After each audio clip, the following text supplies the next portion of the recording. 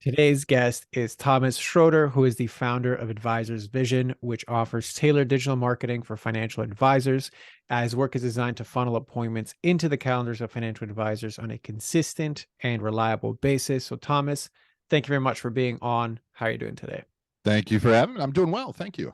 You're very welcome. I'm excited to dive into all of this with you. So I know you gave me a lot of background off air with regards to like how you got here, etc. But why don't you just contextualize it for us now and tell us, how you got doing what you're doing, why do you do it? Kind of floor is yours for that. Sure, I'll try to make it a lot less than what we talked about back there. But basically, I've been a web developer for. I started doing that in 1995, so I've been doing that for quite a while. And about 2 years ago, I segued into creating my own digital agency called Savage Studios, and then we have Advisors Vision, which is our main focus right now. So we go and help financial advisors get more appointments on their calendar. One of the big things that we find with those guys is that they have no belief in a website whatsoever. So it's no, my website doesn't do anything for me. It's just a brochure in case somebody needs to get my phone number. They don't know how to manipulate it and turn it into a positive marketing experience. So that's what we do. Beautiful. Well, I mean, it's given that you're an OG of like online everything, like that's a pretty cool arc to go into and then take this world and bring it into an industry that not only are they not used to, but they don't actually know the benefit of. I think is such a cool way to take this skill set built over all these many years and put it into something where like you can actually make real change because these people aren't actually used to it and or don't know the potential. So I actually love that quite a bit. So given that you've had such a varied and long-term career, like what are the top problems or challenges that you're facing right now? Oh, that's good. Um, Focus is definitely a thing. Like, Mhm. because there are so many different things happening in a smaller agency like this, it's a million miles an hour in 15 different directions. So it's trying to get that under control. I've always had a problem delegating work to other people, obviously, too. So we're not, it's, and I think that experience comes from doing it in the past incorrectly with people who weren't capable of delivering anyways. So it put that bad taste in my mouth. So now if something needs to get done right, I got to do it myself kind of attitude that I need to learn to push away or the company won't grow, right? It just can't. There's the bandwidth isn't there. So I'm trying to learn how to do that.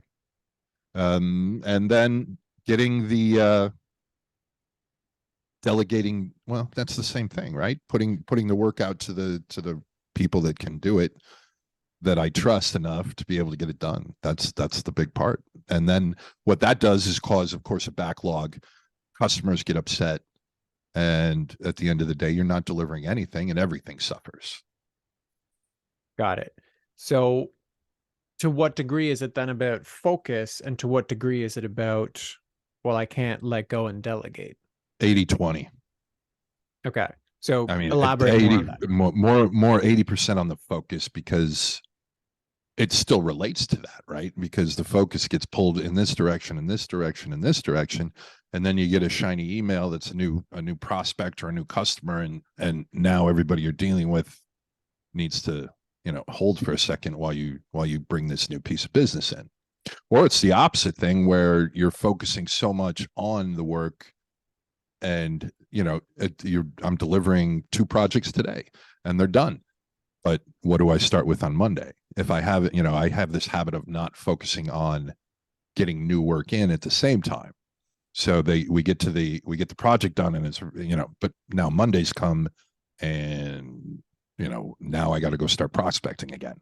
It's not that. So I'm working on getting everything into place where I don't have to do that. We have these processes in place, and it's the same kind of thing that we do for the customers, right? So to take it to that, we take what we learn and we push it out to the financial advisors so they can use the same techniques to get their focus in place, if you will. Got it. So what is your internal experience of that lack of focus? Like, what are the thoughts that run through your head? What's the internal experience of it? Like emotionally, like tell me a bit more about that.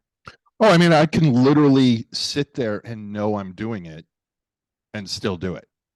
Like it's yeah, it's only 5 more minutes, and then it's 30 minutes, and then it's 45 minutes. So it's getting over that space, I guess, that headspace where what's more important. Is it screwing around with emails and other stuff, or is it, do you get the work done?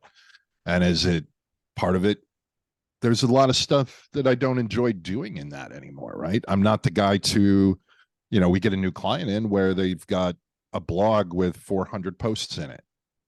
And now each one of those, for whatever reason, needs to be copied and pasted 400 times. I'm not the guy to do that anymore. I've done that enough over the last 25 years. So learning to delegate those jobs, that's become easy because they're just I just hate them so much that I can pass that off to somebody. Um, yeah, I mean, I'm even aware of it, I guess is the answer. I mean, it's just, how do you, even when you're aware of it, how do you snap out of that and push yourself back to doing what you need to do? Got it. So, when you initially started that, you were saying, okay, like, well, I'm aware of it. I spend like 5 minutes of it, and 5 minutes turns into 30 minutes. So, is that like distraction? Like, is that what you're talking about? Yeah, What yeah, you're diving into? distractions. Okay. And are these distractions with busy work, or they're distractions with, like, I don't know, I'm scrolling I mean, through. if I'm being honest with myself, it's both. I Okay. mean, there's distractions that are positive, and then there's the ones where your Facebook, your buddy from high, my buddy Marty will send me something, and now he's got a question that he needs help with at work, but now he's distracted me for an hour. Not to throw Marty under the bus, it's not always Marty, but it's to get distracted that long because I like helping people too. If you need something, I want to be there to help, and I I like the same in return, and he's done the same. But it's something that I could have easily said, I'm working, let's deal with this after 5 o'clock. And yet I don't, because it's a lot more fun to help him than it is to copy and paste 400, blog posts. Got it. So, what type of work, like, what's the type of work that you have in front of you where the distraction usually becomes a big issue? It's the busy work. It's absolutely the busy work. It's not the stuff that stimulates my mind or makes me think about how I have to fix something that I enjoy. I enjoy being the detective going in and, why is this broken? Why isn't this working, and fixing it? But the manual, I could never sit in a factory and stamp something, right? That's not, my brain would explode and I'd jump off a cliff. And to me, that's that same kind of work, when you have to do those ridiculous repetitive tasks, especially when I'm sitting at a computer. There should be a way to automate certain things like that, right? And it just even gets deeper and deeper into your head. Why am I doing this? There's got to be an easier way. And now I found a way to distract myself, because now I'm starting to Google for an easier way to do this crappy job that I don't want to do. And Got that it. took 3 hours, right? I mean, I probably spent 2 days a month ago looking for a new CRM, and I shouldn't be, right? I mean, I know my business isn't big. I don't have 10,000 guys waiting to start up with me. I don't need that. I need a spreadsheet with names and numbers to call, and when's the next date. So yeah, I mean, it's there's busy things that I get distracted with like that, but then there's the ridiculous stuff too. Got it. So, and that is because you said, okay, well, it's easy for me now to delegate the busy work, like the, copying and pasting 400 blog posts or whatever. Right. So that's on the one end of the spectrum. But then the other end of the spectrum, it's, well, this busy work, that's the part where I tend to distract myself with the most. So to what degree are you still getting distracted by it? To what degree are you delegating it? I don't think it's a percentage. I think it's availability, right? If I have a couple of VAs. If I have space and bandwidth within them, I give it to them. If I don't, then I'm stuck. I got to do it. Okay, got it. So Do you have the option to increase their bandwidth or no? And yeah, and in my head, the first thing goes that that costs more money, right? That takes away from profit, Mm-hmm. takes away from me going out for lovely dinners on Friday night, which I enjoy doing. Right. So it's yeah, and I guess that's the weight, right? Is it, do you want to make a little less and not deal with this part of it, or do you make a little more and you suck it up? So, I mean, that if that is the question, then what's your answer to that question? I mean, honestly, I would look at the job. If it's something that I know is going to take me more than an hour, I'll probably pass it off. Okay. So that's fair. And it seems like the organizational aspects of this are pretty well tuned, but it's like there's this pattern of like your threshold for allowing these, like, let's just say annoyances, for lack of a better word, because that's kind of what the busy work sounds like. Yeah, Like the threshold for you to allow these annoyances is a lot higher than the standards you uphold for how much of those annoyances you actually allow into your life. So what lands for you there? I'm gonna make you say that again. I was sucking the first part in and I missed the second part. Okay. So right now there's a part of you that has a very high threshold for allowing these annoyances in. So yeah, it would Sure. cost me much more, like, or some more money to get these out of the way. But I keep saying yes to doing them because either I don't want to spend more money or it'll take away from certain things that I want. So it's like the threshold for you to deal with it is quite high, which is actually directly inverse of how low your standards are to live with these annoyances. It's like I will allow them to take up a lot of my mental real estate in order to save a few bucks. So that's a high threshold for stuff you don't want and actually a low standard for how you do want to show up. Right. So what is that I mean, clear to what you? pops into my head right there and listening to that is the idea that it's impossible for me to say no to certain jobs too, because I know I get it done, I get more money, right? Mm-hmm. But it might not be a even if from the mile high view, it looks like, you know, it could take, the budget is wrong for how much work it is. Like it's too low for how much work it is. It's still money to me, right? And I try to find an easier way to balance that out. And one of those ways to balance that out, of course, is do the work myself versus passing it off to somebody. Um, Right. So even in that reflection, it still fits the mold of like, well, because let's just say I don't, whatever it is, like I need the money to come in, or I want the money to come in, or I'm okay to take the job in, whatever. Because I'm so distracted by all of these things, my bandwidth for finding new work is low. Therefore, when something does come in, and even if it's not the ideal thing, I'll still take it right. because I'm in this loop. But the fundamental like linchpin of this loop is like your standards for what you do or don't say yes to are a lot lower than your threshold for having to do all Oh, of these absolutely. Yeah, I'll things. agree with that 100%. Absolutely. Right. Yeah. So this is then less about like there is a component of like the behavioral component, like how do I manage distraction and how do I work around that?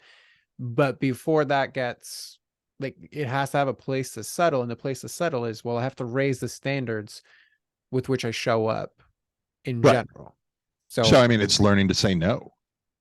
correct. So Yeah. if you did say no, then fill in the blank.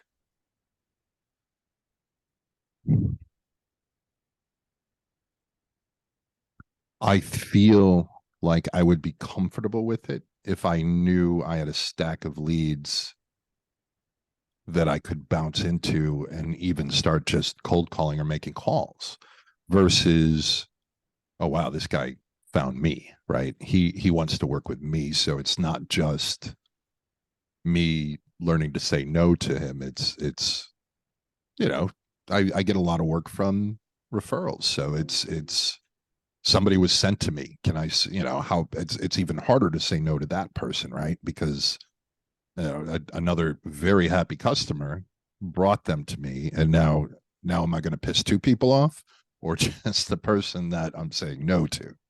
Right. Um, But that's also an assumption that that would actually oh piss you yeah, off. yeah, of course, because my brain goes to all the negative stuff, not to the Sure. positive stuff. You got to worry about all the bad things that could happen before you can be happy, I guess. Correct. Uh, So really, I think the invitation for you here is to just explore like what has to go first. You raising your standards across the board or higher standard work just plopping onto your desk.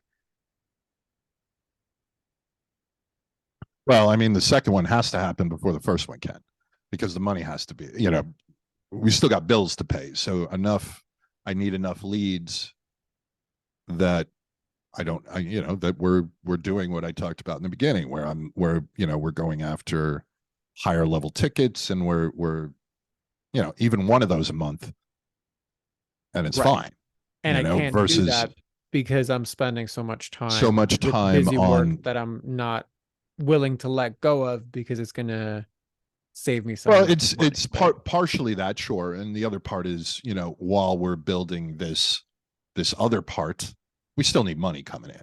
I mean, Of there's course. until we get that first sale, that first big sale, we still need to focus over here and make sure the bills get paid, and people get paid, and the workers get paid.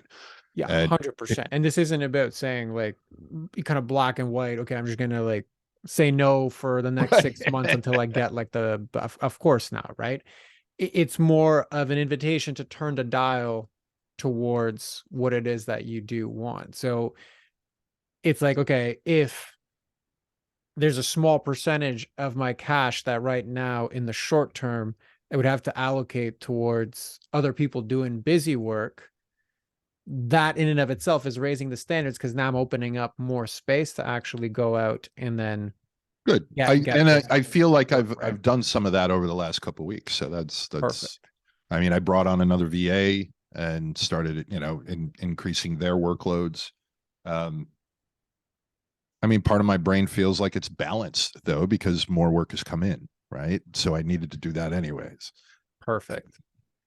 Yeah. I will say though that I had a client come to me. He was an accountant. He had an application that he wanted to build for his business, and we did a thing where, hey, I appreciate you. Here's your contract. I'm gonna start work on this on Monday at 4 o'clock. I know it's on my calendar, and I know I'm gonna start working on that. 4:03 on Monday, he called me and he goes, "Have you started working on this yet?" And I thought we had a meeting to get started, and I'm like, no, none of that. I mean, it's 4:03. I just sat down. We're gonna I'm gonna dig into this tonight. This is day one. I got to figure everything out, and we got to start playing around with everything. And he's like, oh, and he was upset. He was really like genuinely upset that it was 4:03 and I hadn't started yet, and that we didn't have this big meeting to talk about every step I was going to take along the path of building out this application for him. I'm like, hey, let's meet. Let me go over everything tonight. I'll meet with you at 9 a.m. in the morning, and we can discuss it. And at 9 a.m. in the morning, I fired him. I didn't look at anything. I didn't go over anything. I'm like, listen, I on Friday I said I was going to start the work at 4 o'clock on Monday, and at 4:03 you're calling and screaming at me. I'm not gonna. I mean, God forbid I do actually do something wrong. 3 weeks from now, I'm not planning on it. But he's like, yeah, he apologized for blowing up. That still wasn't enough, because he's not going to change his behavior in 4 weeks. So that the ability to say no to that was, I mean, I felt good, right? Because I knew of everything that I would have gone through is not going to happen now. And that was day one. Imagine what day 12 would be like. 100%. And I think that's actually a beautiful example of like, I'm going to raise the standards to what is applicable to me and to my business, what I let into my world, and ultimately what I'm going to allow into my mental real estate, right? It's like, nope, Right. this was a red flag. I'm not going to do it. So I think it's actually a beautiful example of exactly what we spoke about. And the other part that I would just invite you to consider then is like you already have evidence in your experience that you can be the one that leads with setting a new standard. Right? It's kind of like when I asked you, okay, so what has to go first? Like, do you have to have better clients show up on your desk, or do you have to actively be the like step into your version of leadership to actually go out and get those? This is like a perfect example of, okay, he apologized and I could have said yes and I could have justified it, but no, I said no. So it's like, can I take that same experience, that same evidence I have that I can do this, and then begin to apply it to really work that while it'll cost me short term to outsource, it will create the space I need to actually like live the higher standards that I want across the board. So what lands for you there? I need better leads on my desk. I mean, that's a big part. And I guess now it's a combo, of course. I mean, you can't, it's not black and white, right? Just like we were talking about. It's definitely a combo. But if the idea of I don't have problems when I get on the phone with somebody, I get the story out and they understand what I'm trying to do. And they either feel it's right for them or they don't. And that's the whole thing, right? So now it's getting in front of high net worth individuals that have enough money to get this program going. It's not a program for somebody making 100K a year. It's for companies that are doing $1 million to $2 million a year. So the budget's there. That you've got people who are intelligent in their industry. Not that people that aren't in a bigger company aren't intelligent in their industry, but they've built something that's at a certain level and they're ready to go to that next level. It's getting in front of those people and having them on my desk. And I feel like over the last couple of weeks, it just never happens as fast as you want. I don't know how else to explain it. You put all these things in place and you're like, come on now, put the mouse trap in the corner, but it's in the wrong corner. The mouse doesn't know it's over there. It takes a while to find it. And it's figuring out which corner to put it into. That's not a good analogy, but I mean, you get the idea. I get what you're saying. Yeah. Yeah, 100%. And I think It's not a trap, I guess. That's what makes yeah, that a horrible it's a analogy. But benevolent trap, right? Like right, you're getting the people in there. So I get it. Yeah, I think it's actually a, like I said, great example of the potential you already do have. And really from the outside looking in, it's just really reallocating that towards the busy work. Like it's just really taking ownership that, you know what, I am gonna have to take a short-term hit, switch this around, change the thoughts and the beliefs I have around the worth, like the worth of doing this particular shift, because it's diving into and investing into the long game and changing how I show up as like a different leader within my business. So I think that's actually a very good spot to be in, of which you've already made active steps towards. And really the only part left is like, well, just turn up the volume of what you've already done. Just right. do Yeah. more of that particular thing. I like that. Turn up the volume. Yeah, that makes perfect sense. Beautiful. Well, I know that kind of went into the issue quickly, which is fine. It happens. But does that feel complete for you, or is there still something left outstanding? No, I mean that's yeah, that makes perfect sense. It's I mean, we could sit here for 3 days and delve into particular, instances of things, but from a mile high view, absolutely. And I mean, it's and again, it's not black and white. Every little instance is something a little bit different that you have to massage a certain way to get things done. And it's learning to let go of some of that busy work or all of that busy work. And I mean, when we're done today, I've still got like 20 minutes of stuff before my next meeting I got to finish up. But yeah, I mean, I'm trying to grow to that point where I can have an action. We get a bigger office, we get people in that are experts, and I won't have an issue. It's finding the right people at that point and Correct. being able to offload not busy work but the real work, right? The harder stuff. Here I've got to build an SEO plan. Who, I got to find somebody who's capable of doing that. JavaScript guy, graphic artist. I need all those people to be in place that I know they can deliver and do a great job. Yeah, and I think it's like that's the phases, right? Like the phase one is raising the standards on what I immediately do, right? There's going to be that initial dip of, okay, I got to take a little bit of hit, maybe financially. Then you stabilize a new level because now there's more of your mental real estate to handle these bigger tasks. Growing. Generally, it seems to be with Yeah. like lead generation, right? And then it's just, again, like I said, you already have evidence of doing this. You just have to turn up the volume and do it more consistently in these particular areas. Right. And like there's enough clarity from the outside looking. I'm like, yeah, I get exactly what you're talking about. So I think it's a good spot to be in, to be honest. Well, all right. I'll give you that, but I want to be in the next spot. Well, if I could deliver that to you yesterday, I would, but unfortunately, that part is Right. gonna come from you, right? Absolutely. And I mean, I'm not allergic to hard work. So it's, but I'm over it. Right. I mean, I'm ready to help, and to grow a company and not focus on myself making money, but having the company make money with people working for me that I can take care of and give them the life that they want. And hopefully, I want to pay these people more than everybody else is paying people like this. I want them to work, I want people who are going to enjoy coming to work and, are part of, you always hear that word when you get into that corporate environment. What is it? The app, not the atmosphere, the culture. We always have culture here. And Mm. if you ask the person telling you, to define what culture is, they can't do it. They don't know what that means. It's just, oh yeah, it's cool to work here.